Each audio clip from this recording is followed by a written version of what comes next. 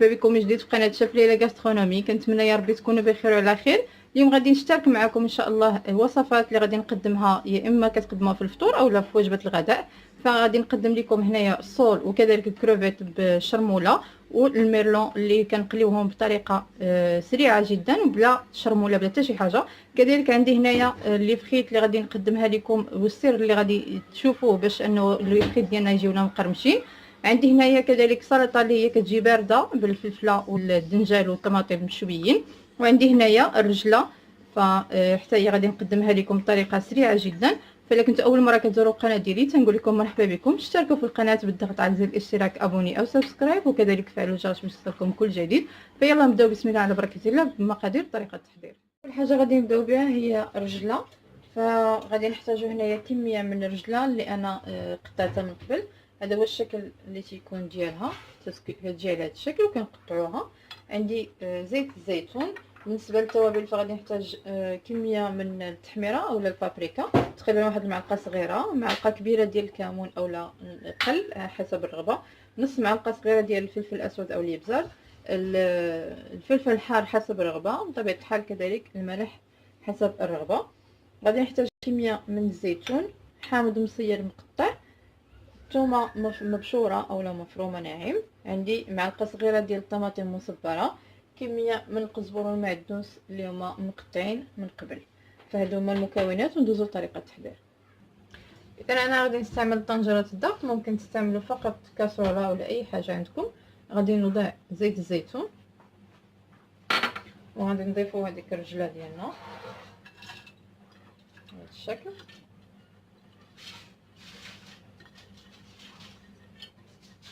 وغادي نضيفوا معها بقيه التوابل كلهم،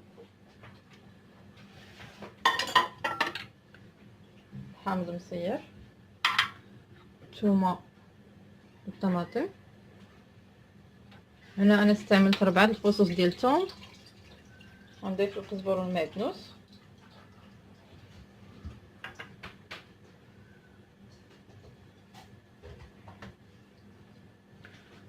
والملحه والكمون والتحميره والفلفل الحار.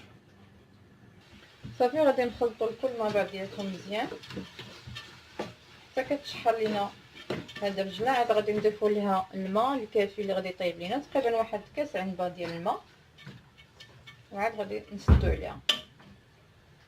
فمن بعد ما كتشحر لينا ديك الرجله غادي نضيفوا الان هذاك الزيتون وكميه ديال الماء، كيف قلت لكم كاس ديال عنبه الماء. صافي غادي نسدو عليها، كطيب تقريبا 15 دقيقه، كتكون واجده على عافيه مهيله. وهكذا غادي نكونوا وجدنا الرجله ديالنا وندوزو لباقي الوصفات. ودابا غادي نحضروا مع بعضنا البطاطا مقليه. فغادي نحضروا مع بعض البطاطا اللي كتكون كتجي بحال ديال اللي كتباع في الزنقه، كتكون مقرمشه. غادي نوريكم السر باش تجينا مقرمشه. فمن بعد ما غسلت البطاطا ونقيتها مزيان فكنقطعوها بشكل طولي، ثم كنبداو نقطعوها بالسمك اللي بغينا على هذا الشكل.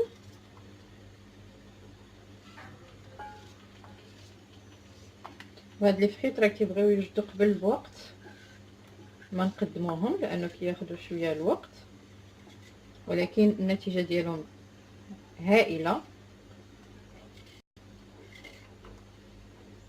فمن بعد ما كنتهيو كتكون تلقات لينا واحد الكميه ديال النشا كيف كتشوفوا، فغادي نغسلها نحيد من هذاك النشا اللي فيها ونعاود نطلقها. من بعد ما غسلناها كناخذوا واحد المنديل اللي هو نقي وغنزولوا منه هذاك الماء قدر الامكان. وانا ديجا حاطه الزيت كيسخن،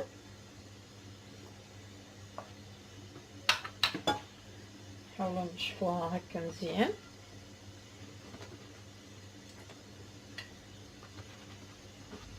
صافي وغادي نوضعوها تقلى لمده ديال 3 دقائق اولا كيف كنقولوا حنايا كنقليوها نص قليه.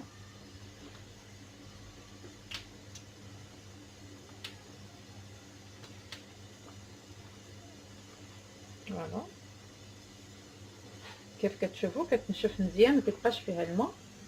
ثم غادي نوضعها تقلى.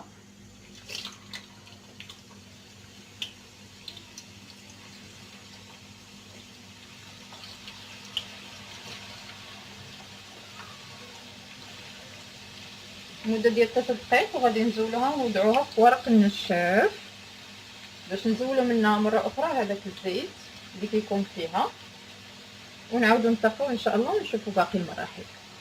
من بعد ما كنقليوها 3 دقائق فكنوضعو فوق ورق النشاف، كنخليوها حتى كتقطر من هذاك الزيت، ثم كنبداو كنستفوها في واحد الصينيه اللي غادي ندخلوها المجمد،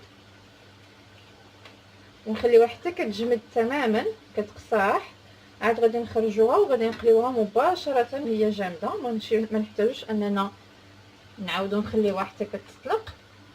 وهذا هو السر باش كيخليها تجي مقرمشه بحال ديال المطاعم، ويمكن يكون احسن لانه حاجه ديال الدار ما كاينش محسن منها.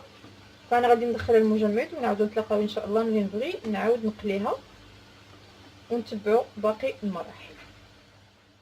بعد ما كتجمد لينا هذيك البطاطا هانتوما كيف كتشوفوا كتصبح على هذا الشكل، كيكون عندنا زيت ساخن اللي غادي نوضعوا فيه هذه البطاطا، ولا حبينا فقط نحتفظوا بها في المجمد فكنحتفظوا بها الوقت اللي بغيناها كنخرجوها ونقليوها.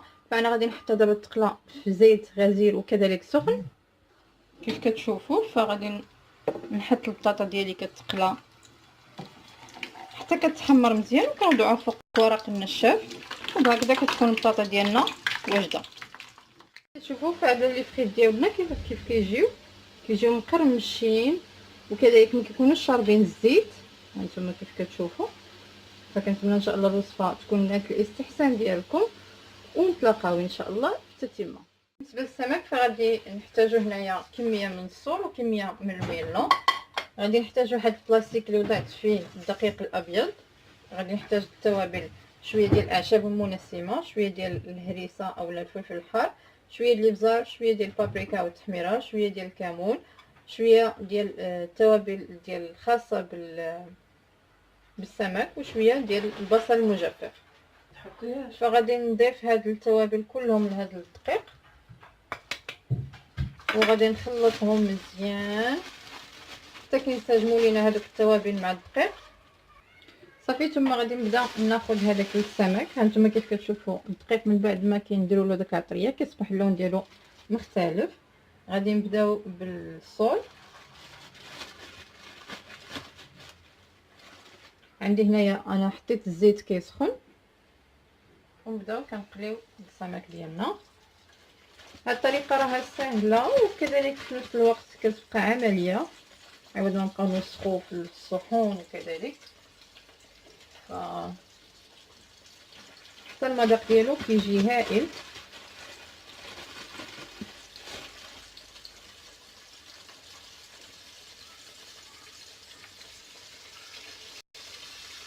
صافي غادي نخليوه حتى كيتقلى تماما، وكنقلبوا للجهه الاخرى يتحمر، وعاد كنوضعوه في الصحن اللي انا وضعت فيه الورق النشاف.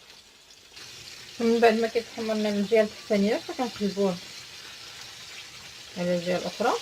ما كياخذش وقت بزاف كثير، فقط شويه. هو راه كيبدا كيتنفخ. هذا هو السر اللي كنوضعوه في هذاك، يعني بلا ما نديرو الشرموله. كتشوفوا ان الجلده ديالو بدات كتنفخ.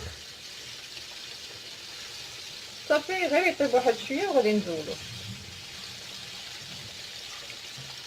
اذا من بعد ما انتهيت من القلي ديال الصول فغندوز نفس الطريقه غادي نديرها للميرلون، حتى هي درتها في هذاك الدقيق. غنبدا نقليها في نفس الزيت بنفس العطريه بكل شيء ديالها،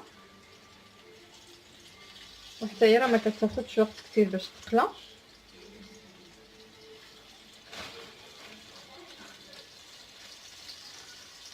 ومن بعد ما كتقلى كنوضعوها حتى هي في ورق النشاف. صافي ونكملوا باقي الوصفات ديالنا ان شاء الله. بالنسبه للكروفيت فانا عندي هنايا كميه من الكروفيت، فغادي نحتاجوا لها باش نشرملو فقط القزبر والمعدنوس مدقوقين، شويه ديال الثوم مبشور، عندي شويه ديال عطريه السمك، شويه ديال هذا الزعتر، شويه ديال السودانيه، شويه ديال التحميره اولا البابريكا، وشويه ديال الكمون والقليل من زيت الزيتون اللي غادي نوضعوا عليهم دابا. وغادي نحط هاد المكونات كلهم يتشحروا فوق النار. عاد غادي نضيف عليهم الكروفيت. اذا من بعد ما كتشحر لينا داك الشرموله فغادي نضيف الان شويه ديال صلصه السمك. اولا ممكن نضيفوا فقط القليل من الحامض، عصير الحامض. صافي غادي نخلطوا هاد المكونات كاملين حتى كتشحر لينا هذيك الثومه مع الربيع. عاد غادي نضيفوا الكروفيت ما كياخذش وقت كتير، انا خليته بالقشره ديالو، فقط كيحتاج تقريبا شي 3 دقائق حتى ل5 دقائق الماكسيموم وغادي نحيدوه. فكيف كتشوفوا من بعد ما ينشف لينا هذاك الكروفيت وكيطيب كيصبح اللون ديالو بحال غادي الليموني، فغادي نزولوه ونشوفوا باقي الوصفات ديالنا. بالنسبه للسلطه البارده فغادي نحتاجوا لها على بركه الله. عندي هنايا الدنجال مشوي، عندي هنا واحد 2 ريوس ديال الثومه مشويين، عندي الفلفله بالالوان مشويه، عندي 2 ديال الطماطم مشويين، كلهم درتهم في الفران حتى تشواو على خاطرهم. عندي شويه ديال زيت الزيتون، الملحه حسب الذوق، شويه ديال الكمون وشويه ديال الهريسه، معلقه صغيره ديال المطارد وكذلك قليل من الحامض. هادو هما المكونات، فغادي نضيف الكل على بعضياتهم بهذا الشكل. نزيد لا موطارد،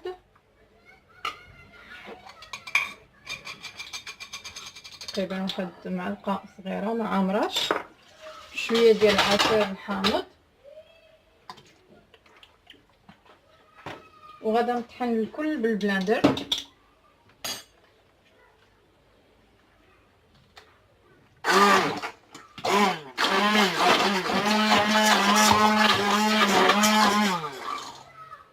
كنحسوا على هذا الشكل، ما كنطحنوش حتى كيتميل، فقط كيبقاو هاد الطريفات هكذا باينين. صافي، وهكذا غادي نكونوا كملنا الاطباق ديالنا وندوزو لطريقه التقديم. النهائي ديال الاطباق ديالنا كنتمنى ان شاء الله يكون نال الاستحسان ديالكم، وكذلك كنتمنى انكم تجربوا هاد لي فخيط لانه فعلا كيجيو هائلين. فكنتمنى لك يعجبكم، الا عجبتكم الوصفات ديالي ديال اليوم خليوا لي لايك، بارطاجيو ما بين الاهل والاصدقاء ديالكم. كما كنتمنى انكم تضغطوا على زر الاشتراك، ابوني او سبسكرايب، وكذلك فعلوا الجرس باش يوصلكم كل ما هو جديد عبر القناه. فخليت لكم الراحه والى وصفه قادمه وفيديو قادم باذن الله.